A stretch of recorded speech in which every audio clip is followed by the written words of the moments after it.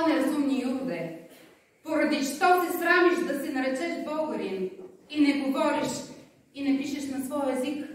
Нима българите не са имали царство и държава?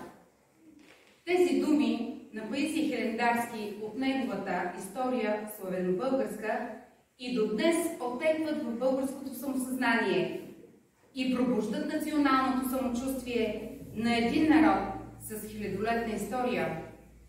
1 ноември, Денят на народните будители, заема достойно място в празничния календар на българите. Но защо наричаме борците за свобода будители?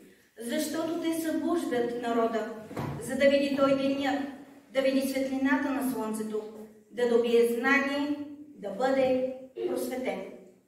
Честит ден на народните будители! 1 ноември, Ден на народните будители. Те са светъл пример за нас. Завещали са ни своята смелост и честност, своята дълбока любов към отечеството. На този ден не трябва да забравяме имената и делата на Хан Спаров, създател на българската Тарсава. Братята Кирил и Методий, създателите на глаголицата. Паисий Хилендарски, духовник и автор на историята на българска. Софроний Врачански направил първия препис на историята на българска. Васил Грилов помогнал да се построи първото българско училище. Неофит Рилски, патриарх на българските учители и книжовници. Доктор Петър Перон, автор на Рибния буквар, първия български учебник. Васил Левски, апостол на свободата. Любен Каравелов, поет, писател и журналист. Хаджи Димитър, един от най-значимите български войводи. Христо Ботев, национален герой, поет и революционер.